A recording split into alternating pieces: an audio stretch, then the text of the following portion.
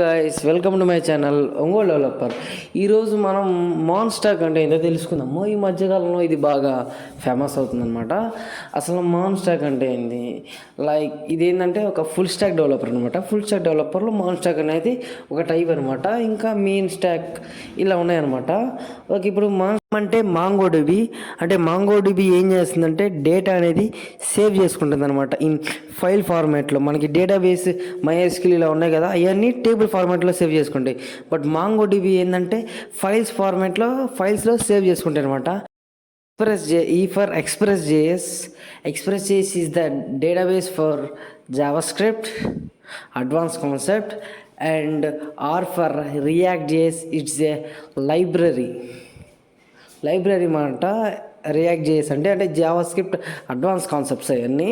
And N for Node JS అనమాట. Node JS కానీ back end కిందకి వస్తుంది, ఎక్స్ప్రెస్ అండ్ నోట్ JS. ఈ మాన్స్టర్ డెవలపర్ ఏం చేస్తాడు, దీంట్లో మొత్తం 3 ఉంటాయి అనమాట. 3 మాత్రం ఖచ్చితంగా తెలుసుకోవాలి: front end and back end and database. Front end అంటే ఏం చేస్తారు, ఫ్రంట్ ఎండ్ అంటే జస్ట్ ఒక వెబ్సైట్ అనేది క్రియేట్ చేస్తారు. జస్ట్ మన ఇమేజెస్ ద్వారా అంటే ఒక మన కళ్ళతో ఏదైతే చూస్తామో అది మొత్తం ఫ్రంట్ ఎండ్ అనేవాడు డిజైన్ చేస్తాడు. బట్ మన డేటాబేస్ అండ్ బ్యాక్ ఎండ్ మన డేటా మొత్తం ఎక్కడ స్టోర్ చేసుకుంటాం, డేటా మొత్తం డేటాబేస్లో స్టోర్ చేసుకుంటాము.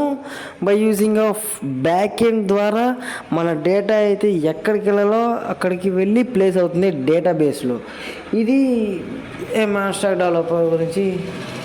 Thank you. ఇంకా ఎవరైతే మన ఛానల్ సబ్స్క్రైబ్ చేయలేదో సబ్స్క్రైబ్ చేసుకోండి అండ్ పక్కన బెల్ ఐకాన్ని ఆన్ చేసుకోండి. మీ ఫ్రెండ్స్కి షేర్ చేయండి, మన వీడియోస్ని లైక్ చేయండి.